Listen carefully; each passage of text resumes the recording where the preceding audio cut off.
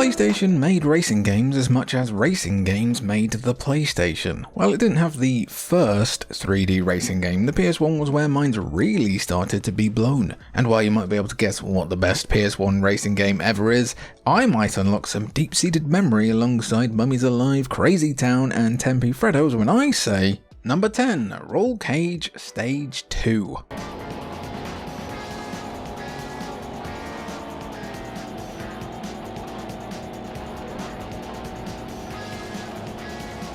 So, did anything come flooding back? A little bit of happiness maybe? Flooding back? Bit of joy? Racing games often live or die depending on the quality of their physics engine, and perhaps no racing game on the PS1 put its physics engine through the ringer quite like Roll Cage did. Roll Cage did things a little bit differently compared to other racing games, anti-gravity or otherwise. While racers could still cling to walls or ceilings by travelling at incredible speeds, the massive wheels on the sides of every car meant that there was no such thing as right side up.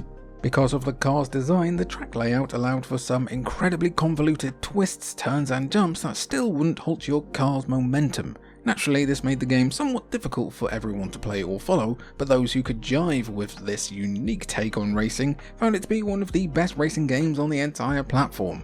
While the first game, which you've probably played on a legendary demo disc at some point, introduced the concept, Stage 2 refined it, adding extra elements to bring it in line with other futuristic races of the time, along with the usual graphical improvements. Roll Cage is overall a super fast, super fun series that was revisited in Grip, a neat spiritual successor with a very similar formula.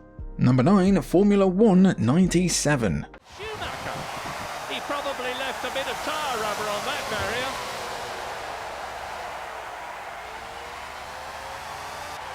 A lot of the best racing games on the PS1 were developed in the city that also birthed the Beatles, the largest cathedral in Britain, and the reason why I grapple with depression. We'll win something again one day, or decade. Maybe. Anyway, before Liverpool's bizarre creation struck big with Metropolis Street Racer on the Dreamcast, they were the developers for the official Formula 1 racing games, with F1 97 or Championship Edition in the States being their last and best effort. Well, I say official, as there was a legal dispute between publisher Psygnosis and the FIA, leading to F1 97 being resold without FIA logos. The 90s were wild. As you'd expect, Formula 1 97 is a faithful recreation of the 97 season of F1, complete with every single track and nearly all of the teams and drivers. The rest got the ISS fake name treatment, shout out to Donker, a real one. As for the gameplay itself, Formula 1 97 is a loving simulation of the sport, laying the groundwork for the games that come after it by offering challenging yet rewarding physics, detailed graphics and even some decent car damage in high stakes racing. Number 8, Need for Speed High Stakes.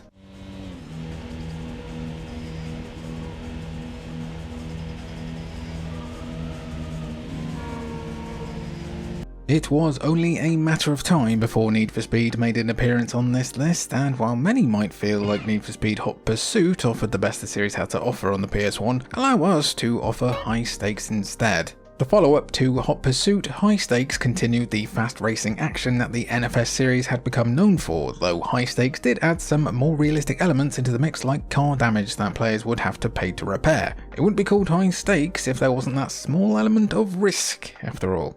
Like the previous Need for Speed games, High Stakes was all about racing exotic cars in recognisable locations, with licenses covering the likes of BMW, Ferrari, Porsche, McLaren and more. The game features several tracks, each with different variants, while modes like Hot Pursuit, Tournament and Knockout keep the action interesting instead of just regular racing. This version of the Hot Pursuit mode even allows you to play as the cops, which was only possible in the PC version of Need for Speed 3 Hot Pursuit. However, the high stakes mode itself is the multiplayer highlight as players race for each other's cars and the winner gets to save the loser's car onto their memory card. It is V good, V toxic.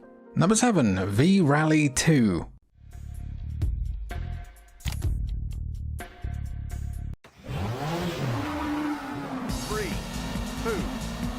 You know what, it's genuinely shocking that developers Eden Studios were able to get a third V-Rally game out the door, considering that when V-Rally 2 was released for the PS1, its publishers had the game's name changed all over the shop. Oh well, The box art mostly. In Europe and Japan, V-Rally 2 launched as it is, but North American publishers EA decided to chuck the Need for Speed name in there, possibly to induce a bump in sales. Infogrames clearly thought that was a good idea too, as when the time came for the Dreamcast North American port, they threw the Test Drive name in there too, leading to 3 different names for basically the exact same game. Luckily, it's a bloody good one. Like Formula 1 97, V-Rally 2 contained a virtual version of the 1999 World Rally Championship season, with 26 cars and over 80 tracks and stages, representing most of the locations featured in the championship at the time.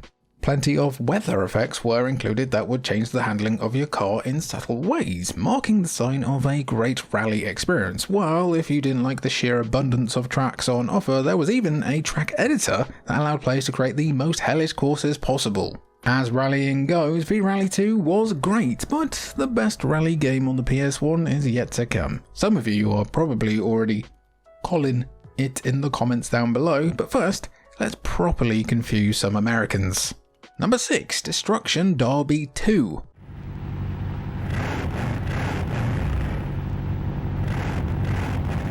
Three, two, one, go! Yep, Derby, that's how we say it. I've heard you lot say Craig as Craig, as in what came first, the chicken or the Craig. I'm not having it off you, guys, I'm not having it off you, not today, okay? Racing and winning is always fun, but there's an added bit of satisfaction that comes with reducing your opponents to metal cubes on the way to the finish line. The PS1 had no shortage of car combat games like Twisted Metal, which doesn't make the list because it's not a racing game, but not as many that blended destruction with genuine racing. To be fair, maybe that's because Destruction Derby 2 nailed it early on in the PS1's lifecycle, offering players the chance to race for the checkered flag in some of the dirtiest races you could imagine. Where else are you going to get points for spinning out the competition? The original version of Destruction Derby proved that there was a desire for cars smashing into each other on the PS1, but the game was developed in just 7 months, so the team at Reflections rewrote a lot of the game's engine and physics for the sequel, creating a more ambitious game as a result. Tracks now included obstacles like the famous Figure 8 course, while the actual Destruction Derby mode was updated with new and varied arenas that could make use of the new physics engine. If you want to see the DNA of games like Wreckfest, Destruction Derby 2 is the game for you. It's rally good. Number 5, Colin McRae Rally 2. Right, 30 long 4 left, 30 turn 3 left, onto gravel.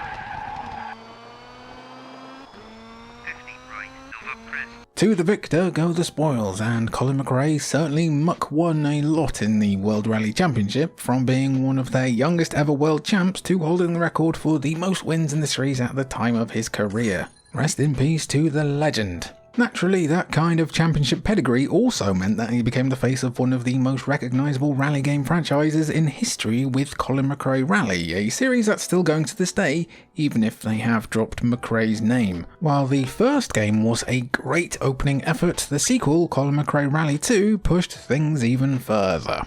Based on the 2000 WRC season, CMR2 included a number of cars and special stages from the season. It also celebrated the history of Rally 2 though, including cars from the previous decades of the sport like the Mini Cooper, Ford Cosworth and others, making it the prime game for true rally fans. The graphics and physics also received the usual upgrades too, perfectly balancing the line between realistic action and arcade thrills, making for the best rally game on the PS1.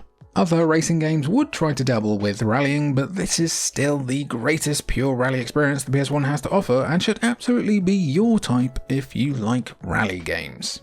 Number 4, R4 Ridge Racer Type 4. Real Racing Roots 99 in Shooting Hoops.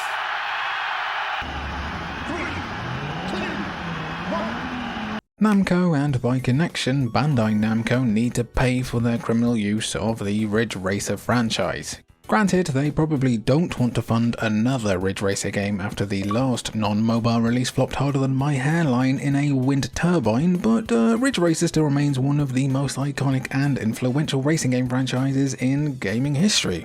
While the title of Best Ridge Racer Game might be up for debate, there's certainly no denying the fact that R4 Ridge Racer Type 4, simply known as just Ridge Racer Type 4 here, is not only one of the best PS1 racing games you can play, but also one of the best entries in the entire series. Continuing the series' love of throwing supercars around corners sideways, R4 featured over 300 cars, most of them needing to be unlocked through the game's Grand Prix mode. Instead of just completing a set amount of races, players could pick from one of 4 teams, each with their own individual storyline, along with 4 different car manufacturers that would determine the type of car and style of drifting you used. There's a lot to sink your teeth into here, and it's all wrapped up in a timeless, neon-soaked aesthetic complete with a banger of a soundtrack. The PS1 was made for games like Ridge Racer Type 4, and it's a shame the IP has been allowed to crash and burn. Number 3. Crash Team Racing.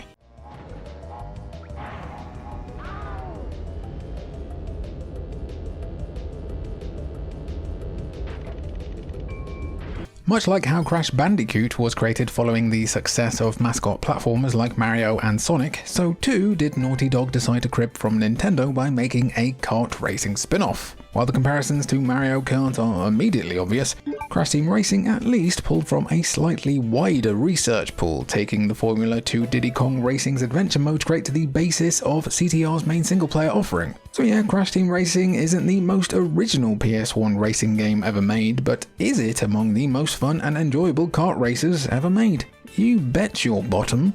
Featuring all the iconic Crash characters you had already begun to know and love, along with a few welcome newcomers to boot, Crash Team Racing did exactly what it needed to.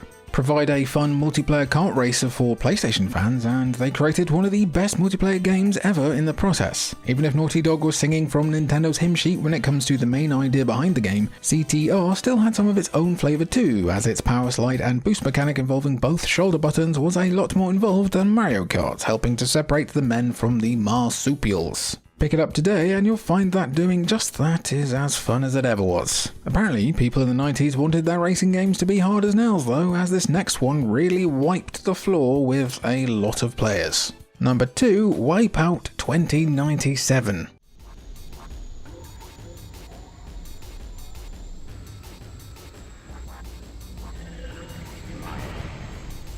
Of course, Wipeout would find itself in the upper echelon of a video like this, with Wipeout 2097 arguably offering the best overall gameplay experience of all 3 PS1 games. Sure, Wipeout 3 gave players plenty of visual and performance updates, including the iconic futuristic UI design that would become a series staple going forward, but for the most part, Wipeout 3 was built off the back of 2097.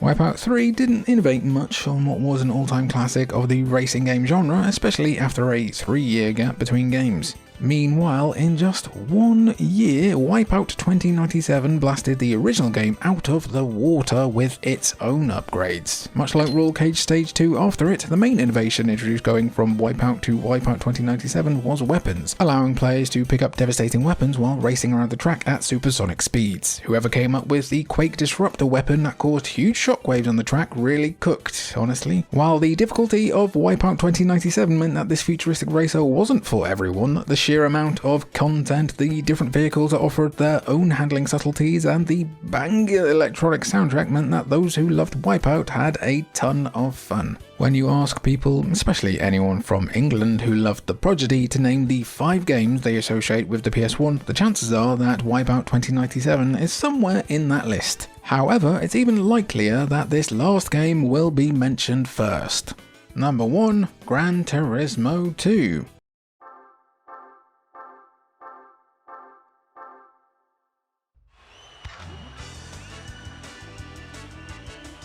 Yeah, how could the top spot go to anything other than one of the 2 Gran Turismo games? The series that became the benchmark, the pace setter, the goal of all simulation racing games to emulate, Gran Turismo has been one of the shiniest jewels in PlayStation's crown since the series' inception in 1997. The first game in the series spent over 5 years in development to create the foundation of the greatest simulation racing series ever made, but with just 2 years between 1 and 2, Polyphony Digital decided to spend their time cramming as much as they could onto the disc as possible. While the original game only offered 140 cars and 11 racetracks along with their reversed versions of course, Gran Turismo 2 managed to crowbar in around 650 cars and 27 racetracks, including the introduction of some rally events. So yeah, sure, the rush development might have led to a few more bugs than some would have liked, but Gran Turismo 2 felt like the first racing game ever that really started to celebrate all kinds of motorsport, from rally to stock car Le Mans style endurance races to amateur track meets competitions at your local circuit. While the original Gran Turismo showed that there was room in the PS1's library for an intense motorsport sim not tied to the Formula 1 license, Gran Turismo 2 gave players a vision of the series going into the 6th generation. From the sheer amount of cars to the licensed tracks, events, and even license tests, Gran Turismo 2 represents petrolhead heaven on the PlayStation 1. Outro gang, my super extended, super secret edition of Fellowship of the Ring featuring Tom Bombadil. We've done it again. So listen, I'm just going to get ahead of it here and I'm going to tell you straight. Actually, you know what, come closer. Come.